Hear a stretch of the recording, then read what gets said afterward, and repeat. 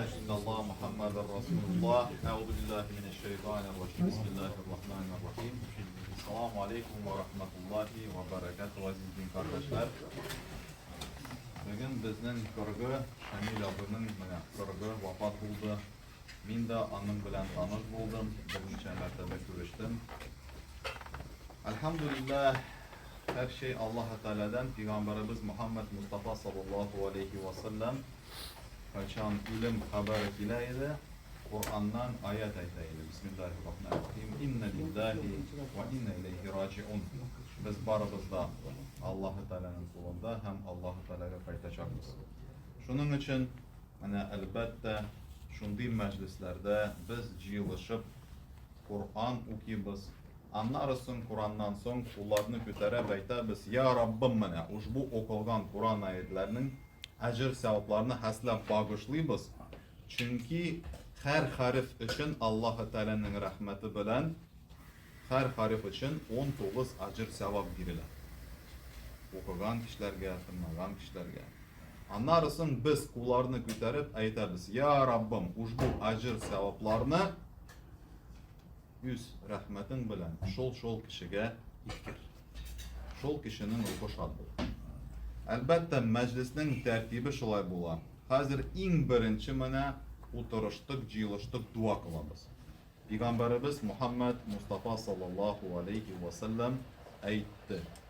Müslümanlar jığılışkan vakitte Allah Teala'ga şükür hamd kılıp Peygamberimizge salavat okup meclisine jibermeseler şol meclis kabul olmuyor. Şunun için bizning tertipte jığılıştık, oturuştuk, en birinci Allah Teala'ga dua kılabız. Дорогие братья и сестры, я вкратце на русском языке скажу. Мы сегодня собрались, есть причина. По воле Аллаха этот мир покинул наш брат Шамиль Абы. Вот сегодня его 40-й день, как он покинул этот мир. Я тоже был с ним знаком, встречался несколько раз. Вот, да, сотовый тоже отключаем.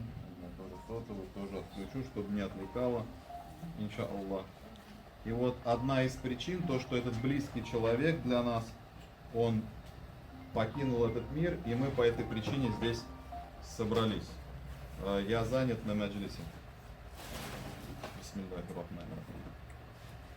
И первая наша мусульманская хорошая традиция, она исходит из сунны пророка Мухаммада саллаллаху алейхи вассалям. Когда мусульмане собираются, посланник Аллаха сказал, если мусульмане собрались вместе и не вспомнили об Аллахе, не прочитали салават, салату вассаляму аля расулина, ва набина Мухаммад, Мустафа саллаллаху алейхи вассалям, ва аля алихи ва сахбихи мухарабин амабад, Аллахумма анзални мунзалан мубаракан, ва анта хайрул мунзилин, бирахматика я архамар рахим. Амин Аллаху акбар. Программа такая, что те, кто нас пригласили, сказали, что по хорошей, доброй татарской традиции мы сначала покушаем ихсан, то есть угостимся, после чего мы почитаем священный Коран, и те люди, которые захотят сказать речь, да, они тоже это смогут сделать, иншаллах. Шлайма. Да, и потом еще сделаем такой небольшой репортаж на видео. Шамиля. Шулай болса, бисмилля етіп, аш кабабыз. Бисмиллахир-рахманир-рахим. Рахим етегіз. Бисмилля. Я за то, что я раньше вас говорю, да? Ну, я не мог не заехать, потому что и Шамиль, и Эрнест, которые тут есть, это очень близкие люди, мы много общались в свое время. И Шамиль был и остается, и всегда будет для меня человеком, который воплощал в себе образ подлинного героя. Человеком, который шел наперекор времени, шел наперекор обстоятельствам и прошел свой путь до конца. Он выбирал не конформистские решения в трудные минуты, а выбирал решения, которые были манифестацией духа и манифестацией подлинной веры, подлинного имана в противостоянии тела и духа. Допустим, не у всякого хватит духа поехать в Газу и пройтись туннелями под границей и быть с палестинским народом в самую трудную минуту, причем заявляя свою позицию. И Шамиль это делал. Шамиль всегда стоял на стороне правды.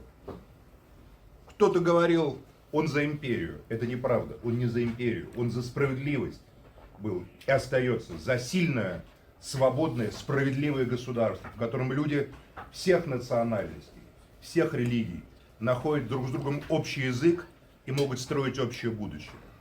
При этом Шамиль прошел огромный путь от советского интеллектуала, который писал книгу, глубокую, серьезную книгу о философах, о Платине у него была книга, если мне память не изменяет, до верующего мусульманина, который исповедовал Всевышнего Аллаха так, как должен делать мусульманин, должен делать мужчина.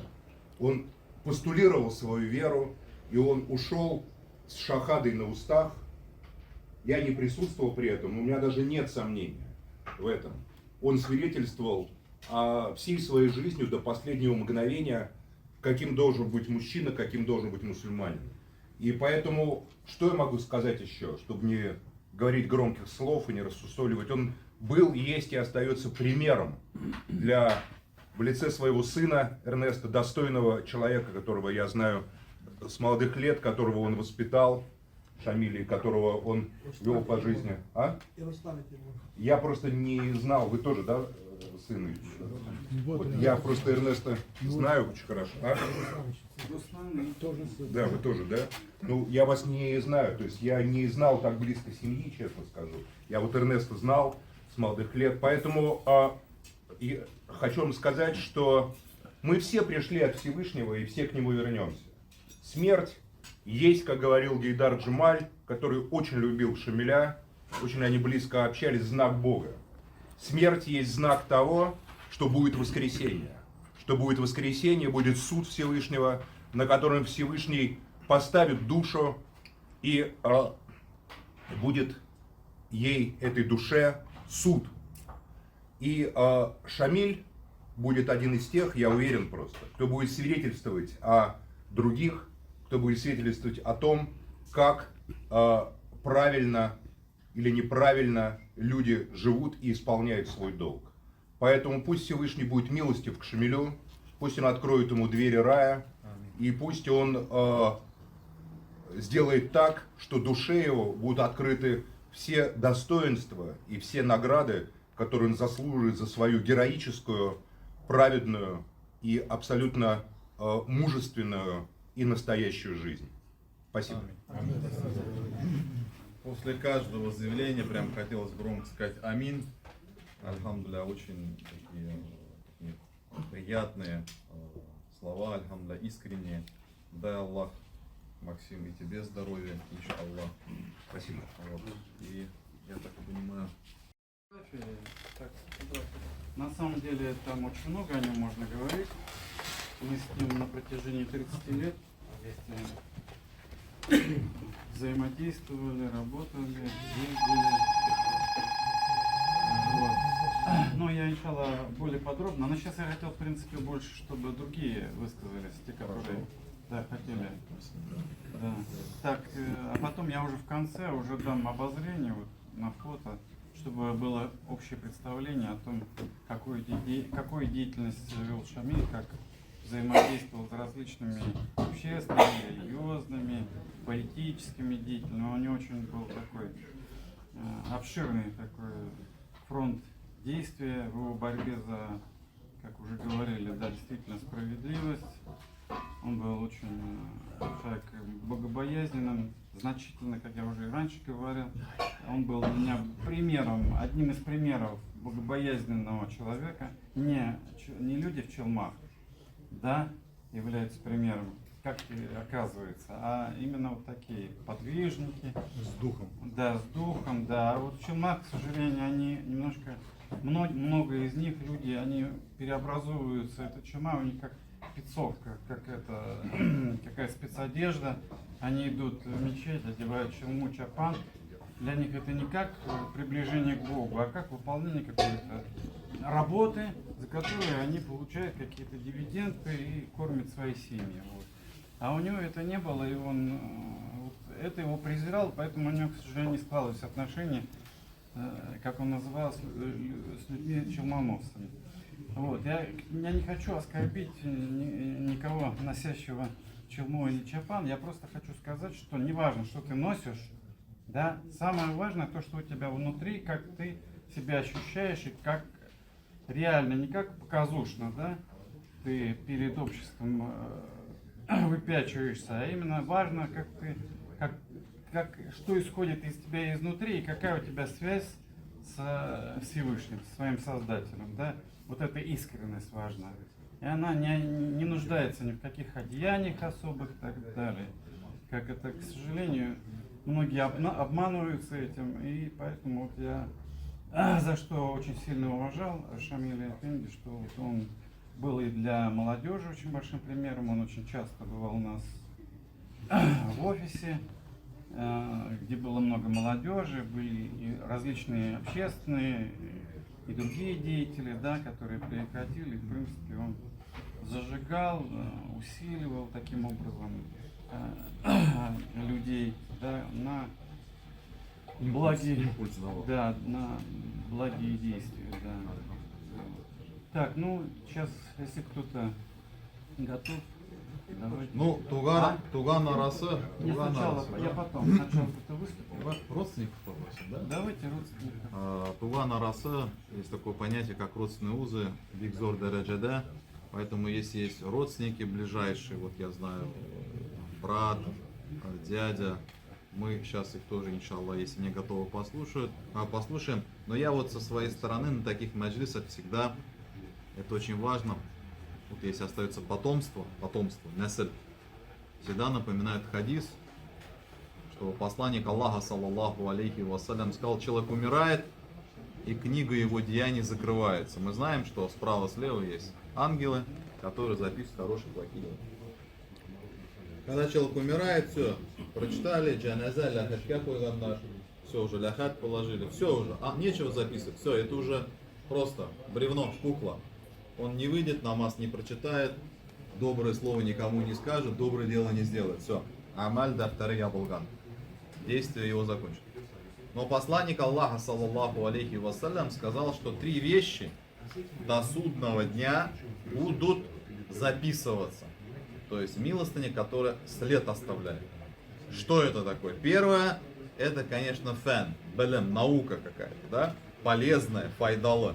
Но вот Шамиль Абы, он тоже и интервью давал, и направлял, импульс давал, и писал, да, то есть, альхамдулилля, полезные знания оставил. Вот люди, если будут читать и получать с этого пользу, человек уже умер, череббет-то уже сгнил, но хорошие дела записываются. Второе, изгемал. Мал – это имущество. То есть человек, например, в этой жизни не был ни ученым, ни журналистом, ни хорошим оратором, ни профессором, ничего не написал, учеников не было. Он честный работяга, работал, оставил колодец для людей, для общего пользования, сад, больницу, не знаю, участвовал в строительстве мечети, больниц, детского дома. Вот пока его имущество приносит файда, пользу обществу, умме, записывается награда. И третье, вот как раз сыновья здесь, хотел напомнить, третье, это, конечно, несель, потомство, потомки. И посланник Аллаха, саллаллаху алейхи вассалям, сказал, что из-за потомков будем отвечать, потому что потратили на них самый дорогой, ценный ресурс — время. Кто-то тратил, кто-то нет, это уже другое дело. Итак, если дети, потомки отца или матери, ну, родители, после смерти родителей делают благие дела, с родственниками не ссорятся, с соседями дружно живут, соблюдают законы шариата, оказывается, дивиденды, там, бонусы, как сейчас принято говорить, да, они идут по милости Аллаха и тем, кто был причиной их воспитания, причиной, что они вот живут на земле. Понятно, первый Аллах, субханаху ва тааля, потом родители. Поэтому не так просто в Коране уделяется место про родителей, да, что маме, там, папе нельзя даже уф сказать. Если вдуматься, уф, это две буквы, у и ф. И вот если проанализировать, как я вот когда меня зовут, например, на кладбище, хотим почитать, Куран почитать, я уже понимаю, чем больше там, значит, памятники ставят, значит, я понимаю, при жизни плохо относился человек. После смерти пытается как-то вот возместить, там приезжаешь такое огромное, что там построено, я говорю, ты, наверное, брат, при жизни мало времени, маме, папе, он говорит, да, вот сейчас пытаюсь. Я говорю, слушай, не надо здесь ничего строить, лучше от их имени сделай ихсан, садака, накорми бедного, больше пользы будет. Поэтому напоминаю, что мы, ныне живущие, те, кто остались жить на земле, мы несем ответственность за положение наших предков в барзахе. Барзах — это вот промежуточное вот это состояние до судного дня. Вот, в принципе, все, что я хотел сказать. Я просто хотел напомнить, в первую очередь, себе, что ответственность, она лежит на нас, иншаллах. И если вот готовы, дядя или брат, мы с удовольствием послушаем. Бисмилля. Очень Я хорошо. уж слишком взрослый, 83 года. Да, Аксакал. Да. Я помню его в 69 году. Он приехал с мамой сюда, в Москву, поступать в институт. Приехал из Андижана. Сами понимаете, молодой парень, 17 лет. А у него уже были, он потом поступил журналист международный. А нужно было для этого какие-то публикации обязательно, местной печати в Узбекистане. Вот он приехал готовый, абсолютно подготовленный ко всему посылу. И мы так удивлялись. Мы жили в Москве. Ну, в Москве-то мой дядя, то есть дедушка Бабай, который родился в 1870 году, тоже уже был в то время под 90 лет. Он приехал с мамой. Мама — это, значит, дедушка его маме, которой мы жили. А мы жили, мой отец 3 брата, и с дедом жили. Это в Люблино, в Москве. Вот и первый экзамен, к сожалению, когда он пошел поступать, его срезали. Но в то время, сами понимаете, без рекомендаций, без ЦК партии, там это самое, никого не пропускали. А ему задали вопрос, там что-то в 69-м, какие-то у нас отношения были с Румынией. Задали вопрос такой, он сказал бы так, неправильно, так эдак. Ну, вопрос был на полностью срезать человека. Но не удалось, потом поступил, понятно, как вы знаете. И поэтому я рад, горд, то, что вот он приехал, пацан 17-летний, как говорится, без рекомендаций, без каких-то там руки или там. Сам всего достиг, Да, по милости Аллаха. своими силами, своим умом. Я очень рад и гордец, и мы сами сейчас видим, как из него какой человек получился.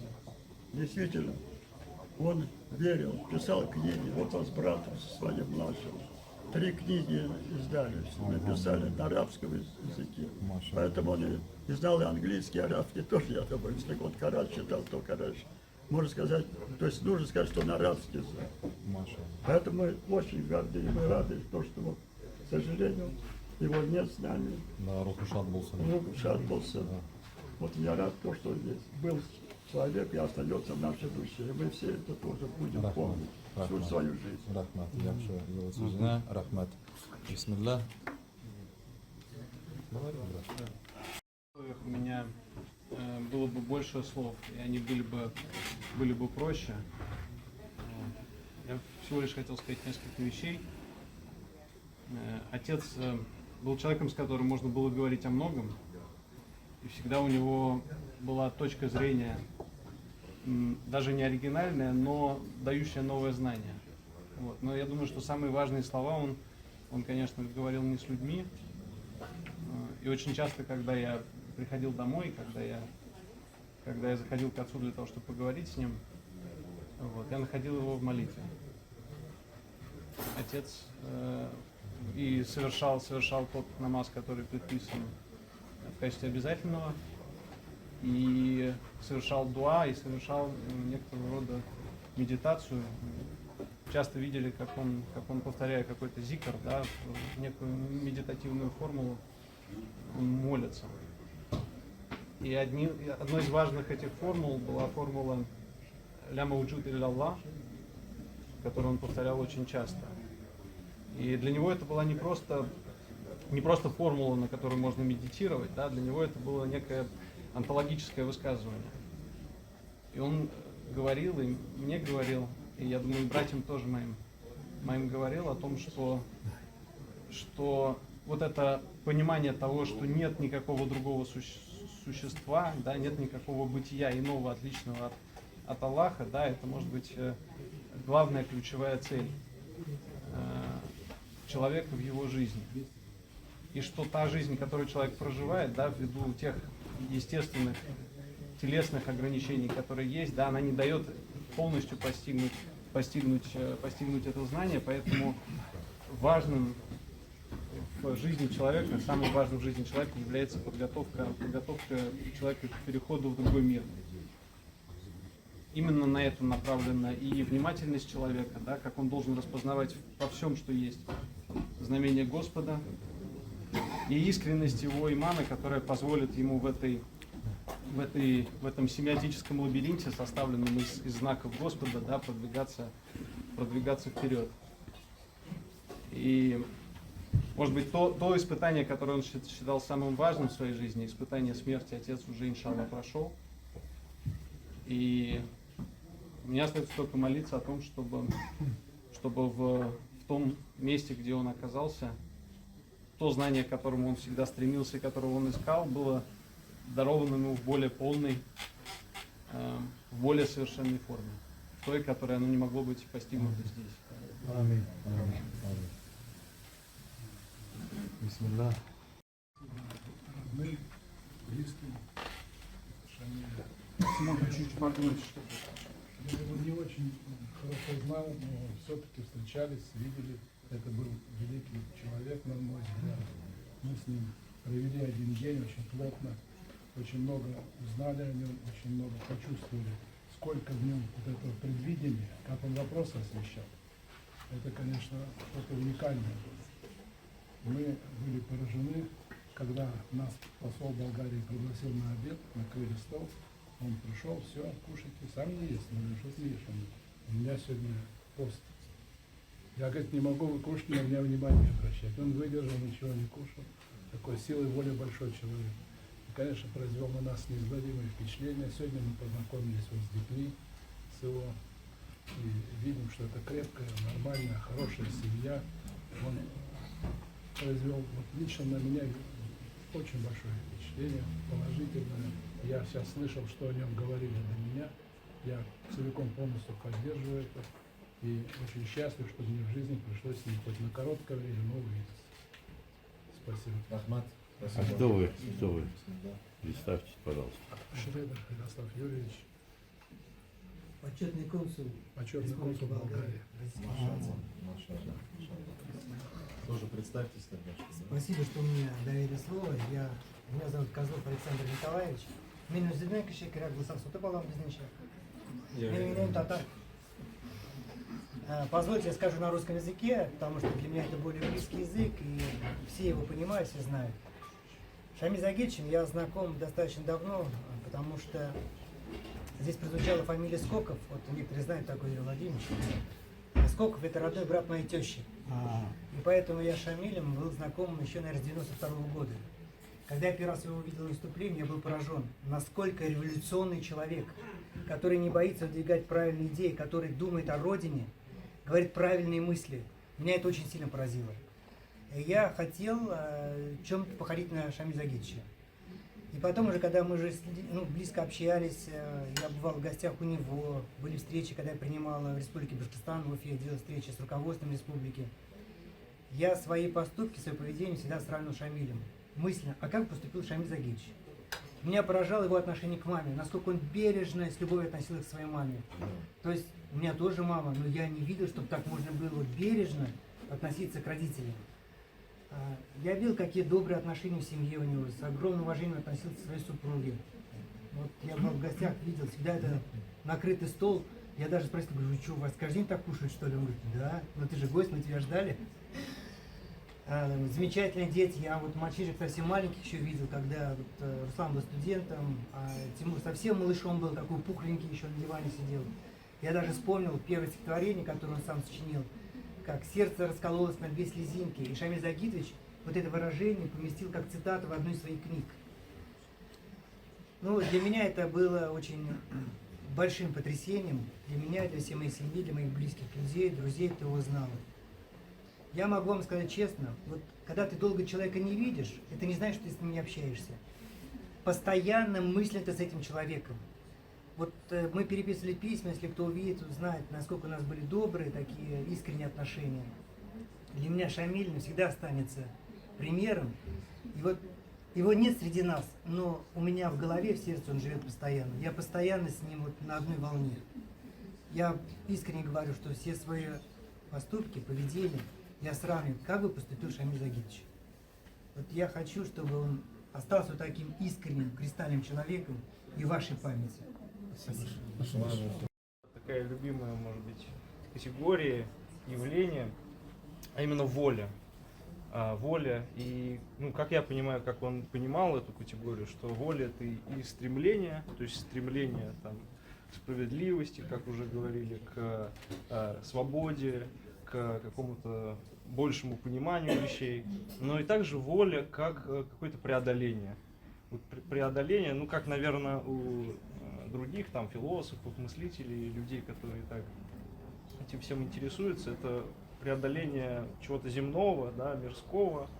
Вот. И мне кажется, что отец, он очень многими своими поступками и событиями в жизни доказывал, что эта воля у него имеется. И мне кажется, ну, во многом меня, я думаю, не только меня, вот этим стремлением к воле заразил. Вот. За что ему, в числе прочего, большая благодарность. Я тоже как-то 2 года поздравляю с днем рождения, говорю, Шамиль вот такой. Говорит, я помню. А он говорит, еще добавил, выслушал, стал умным, умнее, говорит, стал. Действительно. Послушал человека, значит, что ты приобрел для себя знания, что ты не знал. Действительно, умеет слушать и то, что он говорил, все это так. Алхамдулилlah, давамите, угощайтесь, кто хочет намаз.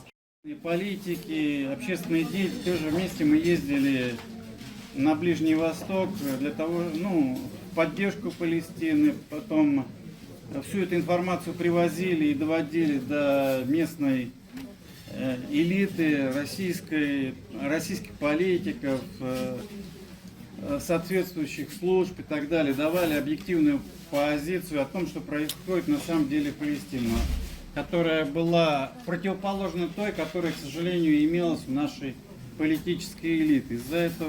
Из-за этой работы вот, вместе с Шамилем Загитовичем мы смогли убедить политическое руководство нашей страны о том, что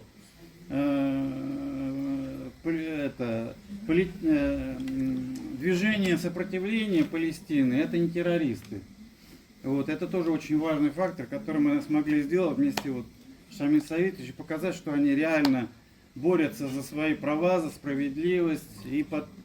И мы смогли убедить, и состоялись встречи, сотрудничество с нашего руководства с представителями сопротивления оккупации в Палестине. Дальше. Это вот также с нами также участвовал Проханов, некоторые вот общественные деятели, российские, патриотические, русские силы, также вон из регионов приезжали, это вот Рушан, Салават, это из Сибири, приезжали для того, чтобы участвовать в различных мероприятиях, которые организовывались. Дальше. Вот Шамиль Загитович любил встречаться с представителями из регионов, давал очень ценные наставления, его все время вспоминает. Вот, я все время созваниваюсь, все очень горячо его вспоминают. Вот это ребята из Сибири, это имамы, общественные деятели. Они приезжали, сидели, обсуждали, советовались. Он давал очень ценные рекомендации, советы, которые, ну, в принципе, воздействие, влияние этих разговоров, конечно, оказали очень колоссальное на деятелей в различных регионах нашей страны. Вот это вот проводили семинары, это вот в нашем офисе различные семинары, на котором участвовали религиозные, общественные, политические деятели дальше. Презентовали различные книги, вот принимали участие вот РИА Новостях тоже выступали. Вот Шамиль Загидович здесь, Али Вячеслав Полосин, мы, вот редактор, Шихачев, Исламская международная миссия. То есть мы выступали, разъясняли актуальные вопросы исламского мира, происхождения, давали разъяснения через одну из самых популярных государственных информационных компаний РИА Новости, сейчас Россия сегодня. Дальше. Вот, насколько я знаю, конечно, очень большое влияние тоже покойный наш брат Гейдар Джамаль, тоже как бы они были всегда вместе, еще, вот я знаю, с 90-х. Гейдар Джамаль тоже оказал определенное, как более старший брат, оказал определенное влияние на Шамиля Загидовича, да, для того, чтобы, обогатил его, то, с чем он был, он обогащался, он, помимо того, что он давал, он еще брал много от других, и таким образом он сам становился более шире, и вот такие вот общения были частыми. Дальше. По-моему, он 46-го года рождения. Да, да. Это вот встреча, Шамиль Загидович ездил вместе с Прохановым, тоже известный политик, публицист, российских патриотов. Завтра. Да, мы проводили различные мероприятия, обязательно всегда приглашали Шамиля Загидовича для того, чтобы он освещал, и, то есть его появление, она вносила такой очень серьезный заряд. Для таких встреч было очень много, я даже сказал бы, наверное, не десятки, а даже сотни такого рода встреч в различных местах, и в том числе вот здесь в нашем офисе. Да? Вот это наша одна из поездок, это в начале нулевых, мы ездили на международную конференцию в Нью-Дели, в Индии, встречались с очень известными деятелями. Здесь мы встречались с премьером Индии, были у него в гостях, вот, были переговоры тоже, и также встречались с очень известными. Вот это вот вице-премьер, бывший вице-премьер Малайзии, и это известные тоже очень международного уровня мыслители. Дальше. Это также вот, это уже с нашими ближневосточными братьями, политиками, известными политиками. Дальше. Это наш КамАЗ. Приехал в Москву на переговоры с Министерством иностранных дел. И вот Шамиль Загидович и его средний сын с Исмаил Хани. Это вот я предложил Шамиль Загидовичу поехать в Хач. Он с удовольствием согласился, и вот он уехал в Хач с группой ребят, наших братьев. Вот он, алхамдулилля, успел исполнить свой пятый столб ислам. Да. Да, и вот давай, сейчас там есть видео, можно видео включить, очень хорошее видео, где он находится возле Каабы и так эмоционально рассказывает о своих чувствах. О том, как он совершает хадж, он сильно отличается от стандартных рассказов, которые мы слышим от имамов, от простых. Он видел очень глубоко, он смотрел на хадж очень глубоко и таким образом давал более глубокую мысль, идею, философию этого явления, да, в которой собирается самое такое место, где самое большое скопление людей ежегодно. Это именно в хадж, в который собирается более 3 и более... Не слышно, да? Нет звука. Звук очень слабый. Может, потише надо сказать, чтобы разговаривать? Не, вообще что-то звука нет. Да, не слышно. Звука нет. А вот звук там нельзя его? А давай заново. Мы говорим о том, что есть ума До конца. она существует. И вот Назад. это первое стремление ума, это совершить хадж, прийти в священную Мекку. Фактически первый день нашего пребывания здесь, в священной Мекке. И мы видим очень важный момент, очень важные события. мусульмане со всего мира прибывают сюда. И мы сталкиваемся здесь, и что мне больше всего поразило, и людей самых разных концов мира, из Африки, из Азии, из Европы, из Латинской Америки. И вот это единение, которое видно непосредственно, своими глазами, это стоит гораздо больше, чем тысячи, десятки тысяч слов, о которых можно говорить. Когда мы говорим о том, что есть умма, она реальна, она существует. И вот это первое стремление умма, это совершить хадж, прийти в священную Мекку, сделать обязательные намазы и почувствовать энергетику, ту энергетику, которая здесь сохраняется уже больше, чем 1500 лет. Та энергетика, которую заложил здесь пророк Мухаммад, саллаллаху алейхиссалям, и эта энергетика сохраняется. И вот когда миллионы людей сюда приезжают, они как бы подпитываются, и это происходит. Вот это усиление имана, оно происходит на наших глазах, от вот этого священного места. Мекки. Все, достаточно. Спасибо. Вот это такой короткий репортаж, только один я взял, хотя у нее очень много интервью, видео. Она очень необычна, как вы видите, необычные слова, особо. То есть я видел, что они увидели что-то новое, да, то есть они увидели новый взгляд в политике, в отношении и так далее. Так, вот это в Стамбуле. Ну, он много ездил. Дальше. Так, дальше. Это вот было. Это вот мы встречались с политиком из Германии. Вот.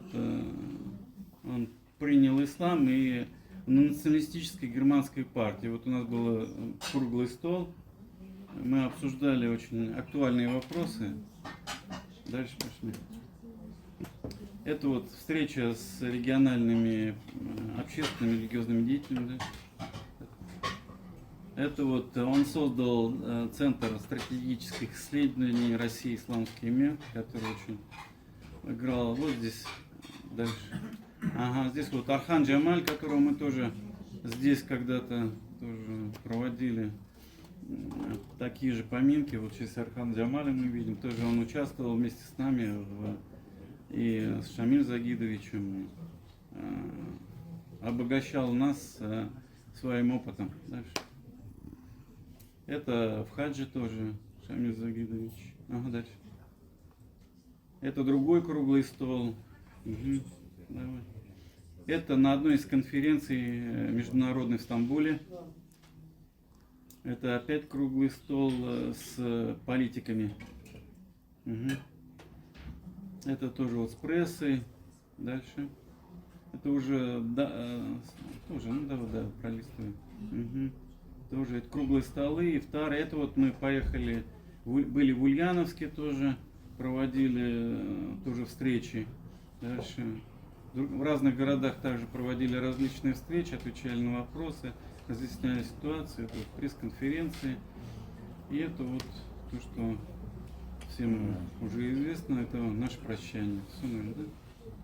Вот. И вот как бы подводя итог, вот, ну я специально вот сделал так выборку.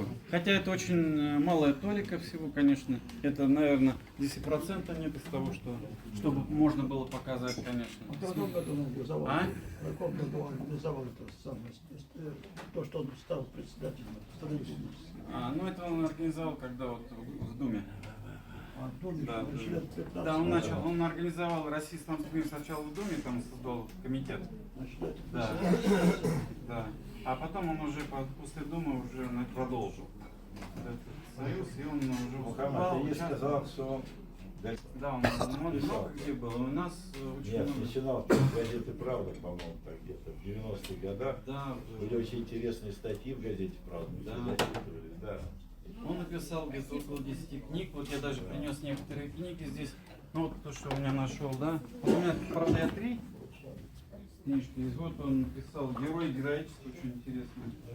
Вот, ну, вот, потом вот ее цитировал. «Ислам — это справедливость». Очень интересный такой своеобразный подход.